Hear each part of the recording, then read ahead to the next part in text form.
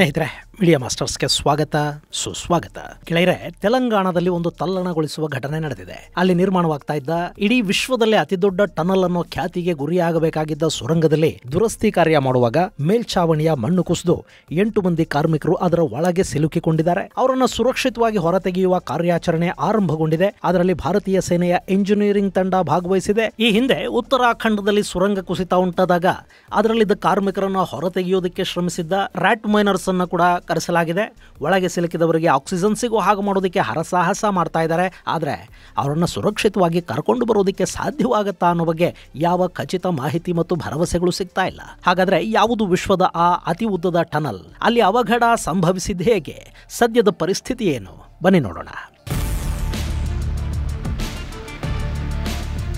ಗೆಳೆಯರೆ, ತೆಲಂಗಾಣ ರಾಜ್ಯದಲ್ಲಿ ಶ್ರೀಶೈಲಂ ಡ್ಯಾಮ್ನಿಂದ ನೀರನ್ನು ಮತ್ತೊಂದು ಜಿಲ್ಲೆಗೆ ಒದಗಿಸೋದಕ್ಕೆ ಒಂದು ದೊಡ್ಡ ಟನಲ್ ಅನ್ನು ನಿರ್ಮಾಣ ಮಾಡ್ತಾ ಇದ್ದಾರೆ. ನಿಮಗೆ ಗೊತ್ತಿರಬೇಕು, ಈ ಹಿಂದಿನ ತೆಲಂಗಾಣ ಸರ್ಕಾರ ಅಲ್ಲಿ ನೀರಾವರಿ ಹಾಗೂ ಕುಡಿಯುವ ನೀರನ್ನು ಒದಗಿಸೋದಕ್ಕೆ ಇಂಥ ಸಾಕಷ್ಟು ಯೋಜನೆಗಳನ್ನು ಕೈಗೆತ್ತಿಕೊಂಡಿತ್ತು. ಅದರಲ್ಲಿ ಒಂದು Srisailam left bank canal, SLBC ಅಂತ ಇದನ್ನು ಕರೀತಾರೆ. ಇಲ್ಲಿ ನೀವು ಮ್ಯಾಪಲ್ಲಿ ನೋಡ್ತಾ ಇದ್ದೀರಲ್ಲ, ಇದು ಶ್ರೀಶೈಲಂ ಡ್ಯಾಮ್. ಗೆಳೆಯರೆ, ಕೃಷ್ಣಾ ನದಿಯ ಮೇಲೆ ನಿರ್ಮಾಣವಾಗಿರುವ ಈ ಡ್ಯಾಮ್ ಆಂಧ್ರ ಪ್ರದೇಶ ಹಾಗೂ ತೆಲಂಗಾಣ ಎರಡೂ ರಾಜ್ಯಗಳ ನಡುವೆ ಹಂಚಲ್ಪಟ್ಟಿದೆ. ಇಲ್ಲಿ ನೀವು ನೋಡ್ತಾ ಇದ್ದೀರಲ್ಲ, ಇದು ಕೃಷ್ಣಾ ನದಿ. ಆಂಧ್ರ ಪ್ರದೇಶ ಅಖಂಡವಾಗಿದ್ದಾಗ ಕೃಷ್ಣ ಅಖಂಡ ಆಂಧ್ರ ಪ್ರದೇಶಕ್ಕೆ ನೀರುಣಿಸ್ತಾ ಇದ್ಲು. ಈಗ ಆಂಧ್ರ ಪ್ರದೇಶ ಮತ್ತು ತೆಲಂಗಾಣ ಅಂತ ಅದು ಎರಡು ರಾಜ್ಯಗಳಾಗಿ ವಿಭಜನೆಗೊಂಡಿದೆ ಮತ್ತು ಈ ಭಾಗದಲ್ಲಿ ಎರಡೂ ರಾಜ್ಯಗಳನ್ನು ಬೇರ್ಪಡಿಸ್ತಾ ಇರೋದು ಕೂಡ ಕೃಷ್ಣಾ ನದಿನೇ. ತೆಲಂಗಾಣದಲ್ಲಿ ನಾಗರ ಕರ್ನೂಲ್ ಭಾಗಕ್ಕೆ ಇದು ಸೇರುತ್ತೆ. ಇಲ್ಲಿಂದ ನಲ್ಗೊಂಡ ಜಿಲ್ಲೆಗೆ ನೀರನ್ನು ತಗೊಂಡು ಹೋಗೋದಕ್ಕೆ ಈ ಮಾರ್ಗವಾಗಿ ಒಂದು ಟನಲ್ ಅನ್ನು ನಿರ್ಮಾಣ ಮಾಡ್ತಾ ಇದ್ದಾರೆ. ಇದು ಸುಮಾರು 44 ಕಿಲೋಮೀಟರ್ ಉದ್ದದ ಟನಲ್ಲು. ಈ ಕಾಮಗಾರಿ ಕಳೆದ 5 ವರ್ಷಗಳಿಂದ ಕೂಡ ನಡೀತಾ ಇದೆ. ಈಗ ಆಂಧ್ರ ಪ್ರದೇಶದಲ್ಲಿ ಸರ್ಕಾರ ಬದಲಾಗಿ ಅಲ್ಲಿ ಕೂಡ ಉಚಿತಗಳು ಅದು ಇದು ಆಗಿದ್ದು ಹಾಗೂ ಬೇರೆ ಬೇರೆ ಕಾರಣಗಳಿಂದ ಈ ಕಾಮಗಾರಿ ಒಂದಷ್ಟು ದಿನ ಸ್ಥಗಿತಗೊಂಡಿತ್ತು. ಈಗ ಮತ್ತದನ್ನು ಆರಂಭ ಮಾಡೋದಕ್ಕೆ ಸರ್ಕಾರ ಮುಂದಾಯಿತು. ಅದರ ಭಾಗವಾಗಿ ಟನಲ್ ಬೋರಿಂಗ್ ಮಿಷನ್ಗಳು ಕೆಲಸ ಮಾಡಬೇಕಿತ್ತು. ಈ ಸಂದರ್ಭದಲ್ಲಿ ಸುರಂಗದ ಒಳಗೆ ನೀರು ಸೋರೋದಕ್ಕೆ ಶುರುವಾಗಿದೆ ಅನ್ನೋದು ಗೊತ್ತಾಗಿ ಅದನ್ನು ಸರಿಪಡಿಸೋದಕ್ಕೆ ಕಾರ್ಮಿಕರು ಅದರ ಒಳಗಿಳಿದ್ರು. ಗೆಳೆಯರೆ, ಈ ಸುರಂಗದ ಒಟ್ಟು ಉದ್ದ 44 ಕಿಲೋಮೀಟರ್. ಅದನ್ನು 2 ಕಡೆಗಳಿಂದ ಕೊರೆಯಲಾಗ್ತಾ ಇದೆ. ಒಂದು ಟನಲ್ ಬೋರ್ 20 ಕಿಲೋಮೀಟರ್ ದೂರದವರೆಗೆ ಸುರಂಗವನ್ನು ಕೊರೆದಿದೆ. ಮತ್ತೊಂದು ಕಡೆಯಿಂದ 14 ಕಿಲೋಮೀಟರ್ ವರೆಗೆ ಕೊರೆಯಲಾಗಿದೆ. ಇದರ ನಡುವೆ ಇನ್ನು 9.5 ಕಿಲೋಮೀಟರ್ ದೂರ ಬಾಕಿ ಇದೆ. ಅದು ಅತ್ಯಂತ ಚಾಲೆಂಜಿಂಗ್ ಪ್ರದೇಶ ಅಂತ ಹೇಳ್ತಾ ಇದ್ದಾರೆ. ಯಾಕೆಂದ್ರೆ ಇಲ್ಲಿ ಗುಡ್ಡದ ಒಳಗೆ ಸುರಂಗ ಮಾರ್ಗವನ್ನು ಕೊರೆಯಲಾಗ್ತಾ ಇದೆ. ಹೀಗಾಗಿ ಅಲ್ಲಿ ಸ್ವಲ್ಪ ಮಣ್ಣು ಆಗಾಗ ಲೂಸ್ ಆಗ್ತಾ ಇರುತ್ತೆ. ಇದ್ದಕ್ಕಿದ್ದ ಹಾಗೆ ಕಲ್ಲಿನ ಬಂಡೆಗಳು ಸಿಗುತ್ತವೆ, ನೀರು ಜಿನುಗೋದಕ್ಕೆ ಶುರು ಆಗುತ್ತೆ. ಇಂಥ ಕಡೆ ಸುರಂಗವನ್ನ ಮುಂದುವರಿಸಬೇಕಿತ್ತು. ಈ ಸಂದರ್ಭದಲ್ಲಿ ಅಲ್ಲಿ ಮೇಲಿಂದ ನೀರು ಜಿನುಗೋದಕ್ಕೆ ಶುರುವಾಗಿದೆ. ಅದನ್ನು ಸರಿಪಡಿಸಬೇಕು ಅಂತ ಕಾರ್ಮಿಕರು ಸುರಂಗದ ಒಳಗೆ ಪ್ರವೇಶ ಮಾಡಿದ್ದಾರೆ. ಆ ಟನಲ್ನ ದುರಸ್ತಿಗೆ ಸುಮಾರು 50 ಮಂದಿ ಅದರ ಒಳಗೆ ಹೋಗಿದ್ರಂತೆ. ಅಲ್ಲಿ 2 ಕಡೆಗಳಲ್ಲಿ ಮಣ್ಣು ಕುಸಿತ ಉಂಟಾಗಿದೆ. ಹಾಗೆ ಮಣ್ಣು ಕುಸಿತಿದ್ದ ಹಾಗೆ ಒಂದಷ್ಟು ಜನ ಟನಲ್ನಿಂದ ಹೊರಗೆ ಓಡಿ ಬಂದಿದ್ದಾರೆ. ಇನ್ನುಳಿದ 8 ಮಂದಿ ಅದರ ಒಳಗಡೆ ಸಿಕ್ಕಾಕೊಂಡಿದ್ದಾರೆ. ಅವರಿಗೆ ಹೊರ ಬರೋದಕ್ಕೆ ಸಾಧ್ಯ ಆಗಿಲ್ಲ. ಈಗ ಟನಲ್ ಕುಸಿದಿರೋ ಜಾಗ ಇದೆಯಲ್ಲ, ಅದು ಟನಲ್ನ ಆರಂಭದಿಂದ 14 ಕಿಲೋಮೀಟರ್ಗಳಷ್ಟು ದೂರದಲ್ಲಿದೆ. ಜೊತೆಗೆ ಅಲ್ಲಿ ಭಾರಿ ಪ್ರಮಾಣದಲ್ಲಿ ಮಣ್ಣು ಕುಸಿದಿರೋದು ಮತ್ತು ಅದರ ಜೊತೆ ನೀರು ಕೂಡ ಸೇರಿರೋದ್ರಿಂದ ಟನಲ್ನ ಒಳಗೆ ಕೆಸರಿನ ಪ್ರಮಾಣ ಹೆಚ್ಚಾಗಿದೆ ಅಂತ ಹೇಳ್ತಾ ಇದ್ದಾರೆ. ಇಲ್ಲಿ ಟನಲ್ನ ಒಳಗೆ ಮಣ್ಣು ಕುಸಿದಿರೋದು ಶನಿವಾರ ರಾತ್ರಿ. ಆ ಕ್ಷಣದಿಂದ ಒಳಗಿರೋರನ್ನ ಕಾಪಾಡೋ ಪ್ರಯತ್ನಗಳನ್ನ ಮಾಡಲಾಗ್ತಾ ಇದೆ. ಆದರೆ ಒಳಭಾಗದಲ್ಲಿ ಹೆಚ್ಚಾಗ್ತಾ ಇರೋ ನೀರು, ಅದರ ಜೊತೆ ಸೇರಿದ ಮಣ್ಣು ಕೆಸರಿನ ರೂಪ ತಾಳ್ತಾ ಇರೋದ್ರಿಂದ ಆ ನೀರನ್ನ ಹೊರಗೆ ಕಳುಹಿಸದೆ ಟನಲ್ನ ಒಳಗಿರೋರನ್ನ ಕಾಪಾಡೋದು ಕಷ್ಟವಾಗುತ್ತೆ ಅಂತ ಹೇಳ್ತಾ ಇದ್ದಾರೆ. ಹೀಗಾಗಿ ಅಲ್ಲಿ ಒಂದು 100 HP ಮತ್ತೊಂದು 70 HP ಪಂಪುಗಳನ್ನಿಟ್ಟು ನೀರನ್ನ ಹೊರಗೆ ಪಂಪ್ ಮಾಡೋ ಕೆಲಸ ನಡೀತಾ ಇದೆ. ಮತ್ತೊಂದು ಕಡೆ ಈ ಕಾರ್ಯಾಚರಣೆಗೆ ಭಾರತೀಯ ಸೇನೆಯ ಇಂಜಿನಿಯರಿಂಗ್ ರೆಜಿಮೆಂಟ್ ಕೂಡ ಬಂದಿದೆ. NDRF ಸಿಬ್ಬಂದಿ ಕೂಡ ಅಲ್ಲಿ ರಕ್ಷಣಾ ಕಾರ್ಯಾಚರಣೆಯಲ್ಲಿ ಭಾಗವಹಿಸಿದ್ದಾರೆ. ಈವರೆಗೆ 14ನೇ ಕಿಲೋಮೀಟರ್ ಭಾಗದಲ್ಲಿ ಸಾಕಷ್ಟು ನೀರು ಮತ್ತು ಕೆಸರನ್ನ ಹೊರತೆಗೆಯುವ ಕೆಲಸ ಕೂಡ ನಡೆದಿದ್ದು, ಇನ್ನು 200 ಮೀಟರ್ನಷ್ಟು ಮಣ್ಣು ಸರಿಸುವ ಕೆಲಸ ಬಾಕಿ ಇದೆ ಅಂತ ಹೇಳ್ತಾ ಇದ್ದಾರೆ. ಅಂದ್ರೆ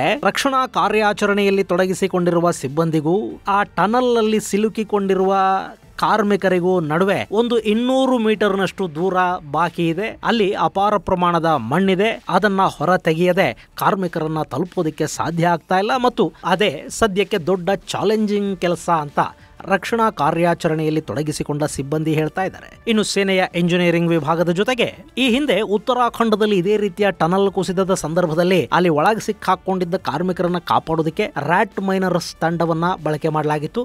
ಈಗ ಕೂಡ ಅದೇ ತಂಡವನ್ನ ಇಲ್ಲಿಗೂ ಕರೆಸಿಕೊಳ್ಳಲಾಗಿದೆ. ಕಲ್ಲಿದ್ದಲಿನ ಗಣಿಗಳಲ್ಲಿ ಕೆಲಸ ಮಾಡೋ ಈ ತಂಡ ಎಷ್ಟು ಕಠಿಣ ಪರಿಸ್ಥಿತಿಯಲ್ಲಿ ಕೂಡ ಬಿಲಾ ಕೊರ್ಕೊಂಡು ಒಳಗೆ ಹೋಗುವ ಚಾಕಚಕ್ಯತೆಯನ್ನು ಹೊಂದಿರ್ತಾರೆ. ಕಳೆದ ಬಾರಿ ಉತ್ತರಾಖಂಡದಲ್ಲಿ ಇವರ ಕಾರ್ಯವನ್ನ ಇಡೀ ಜಗತ್ತು ಮೆಚ್ಚಿತ್ತು. ಈಗ ಅದೇ ತಂಡವನ್ನ ಇಲ್ಲಿಗೆ ಕೂಡ ಕರೆಸಿಕೊಳ್ಳಲಾಗಿದೆ. ಪ್ರಧಾನಿ ನರೇಂದ್ರ ಮೋದಿ ತೆಲಂಗಾಣದ ಮುಖ್ಯಮಂತ್ರಿ ರೇವಂತ್ ರೆಡ್ಡಿ ಜೊತೆ ನಿರಂತರ ಸಂಪರ್ಕದಲ್ಲಿದ್ದಾರೆ. ಅಲ್ಲಿನ ಪರಿಸ್ಥಿತಿಯ ಎಲ್ಲ ವಿವರಗಳನ್ನು ಪಡ್ಕೊಂಡಿದ್ದಾರೆ ಮತ್ತು ಕೇಂದ್ರ ಸರ್ಕಾರದಿಂದ ಬೇಕಾದ ಎಲ್ಲ ನೆರವನ್ನ ಒದಗಿಸುವುದಾಗಿ ಹೇಳಿದ್ದಾರೆ. ಒಟ್ಟಾರೆ ಇಲ್ಲಿ ಟನಲ್ನಲ್ಲಿ ಸಿಲುಕಿರುವ ಕಾರ್ಮಿಕರು ಜೀವಂತವಾಗಿ ಹೊರಬರಲಿ ಅನ್ನೋದೇ ಈಗ ಪ್ರತಿಯೊಬ್ಬರ ಹರಕೆ, ಪ್ರಾರ್ಥನೆ ಕೂಡ.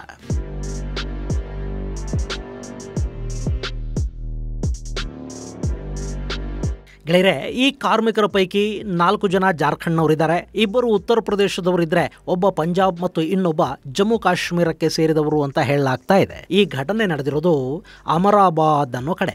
ಇನ್ನು ಇಲ್ಲಿ ಒಳಗೆ ಸಿಲುಕಿರುವ ಕಾರ್ಮಿಕರಿಗೆ ಆಕ್ಸಿಜನ್ ಸಪ್ಲೈ ಆಗ್ತಾ ಇದೆ ಅಂತ ಹೇಳ್ತಾ ಇದ್ದಾರೆ. ಆದ್ರೂ ಅವರಿಂದ ಯಾವುದೇ ಪ್ರತಿಸ್ಪಂದನೆ ಸಿಗ್ತಾ ಇಲ್ಲ. ಹೀಗಾಗಿ ಅವರನ್ನ ಜೀವಂತವಾಗಿ ಹೊರಗೆ ತೆಗೆಯೋದಕ್ಕೆ ಸಾಧ್ಯವಾಗುತ್ತಾ ಇಲ್ವಾ ಅನ್ನೋದನ್ನ ಹೇಳೋದು ತುಂಬಾ ಕಷ್ಟ ಅಂತ ಅಲ್ಲಿನ ಸಚಿವರು ಹೇಳಿದ್ದಾರೆ. ಆದ್ರೆ ಪ್ರಯತ್ನದಲ್ಲಿ ನಾವು ಯಾವ ಕೊರತೆ ಉಂಟು ಮಾಡುವುದಿಲ್ಲ ಅನ್ನೋದು ಅವರು ಸದ್ಯಕ್ಕೆ ಹೇಳಿರೋ ಮಾತು.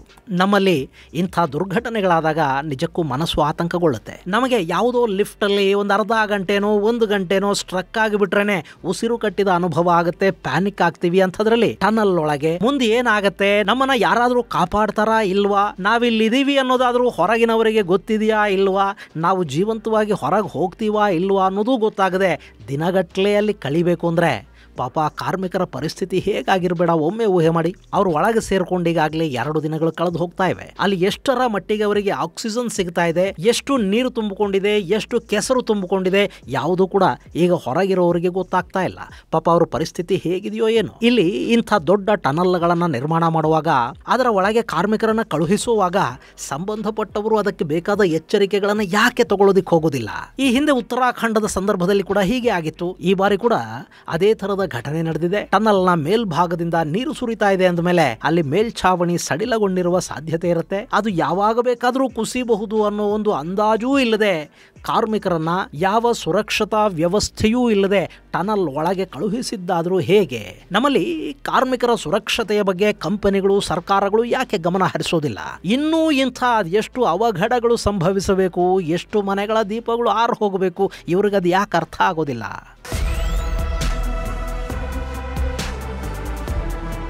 ಇನ್ನು ಗೆಳೆಯರೆ, ಇಲ್ಲಿ ಟನಲ್ನ ಒಳಭಾಗದಲ್ಲಿ ಅವರು ಸಿಕ್ಕಾಕೊಂಡಿದ್ದಾರೆ. ಅವರನ್ನ ಟನಲ್ ಮೇಲ್ಭಾಗದಲ್ಲಿ ಡ್ರಿಲ್ ಮಾಡಿ ಹೊರ ತೆಗೆಯೋದಕ್ಕೆ ಸಾಧ್ಯ ಆಗೋದಿಲ್ವಾ? ಅದು ತುಂಬಾ ಕಷ್ಟದ ಕೆಲಸ ಅಂತ ಹೇಳಲಾಗ್ತಾ ಇದೆ. ಯಾಕೆಂದ್ರೆ ಟನಲ್ನ ಮೇಲ್ಭಾಗದಲ್ಲಿ ಅಂದ್ರೆ ಅವರು ಸಿಕ್ಕಾಕೊಂಡಿರೋ 14ನೇ ಕಿಲೋಮೀಟರ್ನ ಮೇಲ್ಭಾಗದಲ್ಲಿ ಕಲ್ಲಿನ ಬೆಟ್ಟ ಇದೆ. ಹೀಗಾಗಿ ಅಲ್ಲಿ ಮೇಲಿಂದ ಹೋಲ್ ಮಾಡೋದು ಕಷ್ಟದ ಕೆಲಸ. ಇನ್ನು ಹಾಗೆ ಮಾಡೋ ಸಂದರ್ಭದಲ್ಲಿ ಮತ್ತಷ್ಟು ಮಣ್ಣು ಕುಸಿದ್ರೆ ಅಲ್ಲಿ ಅಪಾಯ ಹೆಚ್ಚಾಗುವ ಸಾಧ್ಯತೆ ಇರುತ್ತೆ. ಏನೋ ಮಾಡೋದಿಕ್ಕೆ ಹೋಗಿ ಮತ್ತಿನ್ನೇನೋ ಮಾಡಿದ್ರು ಅನ್ನೋ ಹಾಗಾಗತ್ತೆ. ಹೀಗಾಗಿ ಟನಲ್ನ ಒಳಭಾಗದಿಂದಲೇ ಮಣ್ಣು ಸರಿಸಿ ಅವರನ್ನ ಕಾಪಾಡಬೇಕು ಅಂತ ಹೇಳಲಾಗ್ತಾ ಇದೆ. ಇನ್ನು 14ನೇ ಕಿಲೋಮೀಟರ್ ವರೆಗೆ ಈಗ NDRF ಹಾಗೂ ಸೇನೆಯ ಇಂಜಿನಿಯರಿಂಗ್ ವಿಭಾಗ ಹೋಗಿದೆ. ಅವರಲ್ಲಿ ಬಿದ್ದ ಮಣ್ಣನ್ನು ಬಹುತೇಕ ಸರಿಸೋದ್ರಲ್ಲಿ ಯಶಸ್ವಿ ಕೂಡ ಆಗಿದ್ದಾರೆ. ಆದರೆ ಉಳಿದ 200 ಮೀಟರ್ ಮಣ್ಣನ್ನು ಸರಿಸೋದಕ್ಕೆ ಸಾಧ್ಯವಾದರೆ ಮಾತ್ರ ಕಾರ್ಮಿಕರನ್ನು ಕಾಪಾಡೋದಕ್ಕೆ ಸಾಧ್ಯ. ಆದರೆ ಆ ಭಾಗದಲ್ಲಿ ಎಷ್ಟು ನೀರು ಮತ್ತು ಕೆಸರು ತುಂಬಿಕೊಂಡಿದೆ ಅನ್ನೋದನ್ನು ಹೇಳೋದಕ್ಕೆ ಸಾಧ್ಯ ಆಗ್ತಾ ಇಲ್ಲ. ಅದೇ ಈಗ ತುಂಬ ಚಾಲೆಂಜಿಂಗ್ ಅಂತ ಅನ್ನಿಸ್ತಾ ಇರೋದು. ಇನ್ನು ಈಗ ರ್ಯಾಟ್ ಮೈನರ್ಸ್ ತಮ್ಮ ಕಾರ್ಯಾಚರಣೆಯನ್ನು ಆರಂಭ ಮಾಡ್ತಾ ಇದ್ದಾರೆ. ಉತ್ತರಾಖಂಡದಲ್ಲಿ ಸುಮಾರು 40 ಮಂದಿಯನ್ನು ಈ ರ್ಯಾಟ್ ಮೈನರ್ಸ್ ಸಹಾಯದಿಂದ ಕಾಪಾಡಲಾಗಿತ್ತು. ಈಗ ಕೂಡ ಅವರು ಈ ಕಾರ್ಯಾಚರಣೆಯಲ್ಲಿ ಭಾಗಿಯಾಗ್ತಾ ಇದ್ದಾರೆ. ಹೀಗಾಗಿ ಒಂದು ಸಣ್ಣ ಭರವಸೆ ಕೂಡ ಮೂಡ್ತಾ ಇದೆ.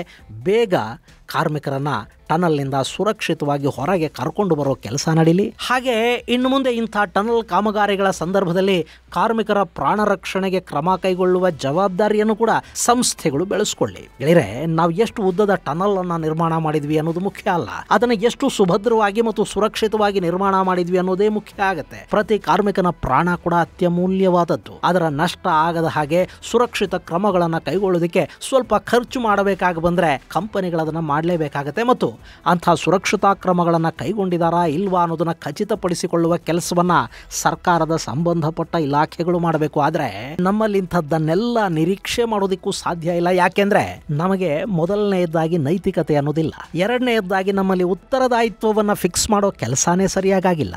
ಬಿಡಿ, ಅದರ ಬಗ್ಗೆ ಮಾತಾಡೋ ಸಮಯ ಅಲ್ಲ ಇದು. ಕಾರ್ಮಿಕರು ಜೀವಂತವಾಗಿ ಹೊರಬರಲಿ ಅಂತ ನಾವು ಕೂಡ ಪ್ರಾರ್ಥಿಸೋಣ. ಇದು ಗೆಳೆಯರೆ, ತೆಲಂಗಾಣದಲ್ಲಿ ನಿರ್ಮಾಣವಾಗ್ತಾ ಇರೋ ಅತಿ ಉದ್ದದ ಟನಲ್ನಲ್ಲಿ ನಡೆದ ದುರಂತದ ಕಥೆ.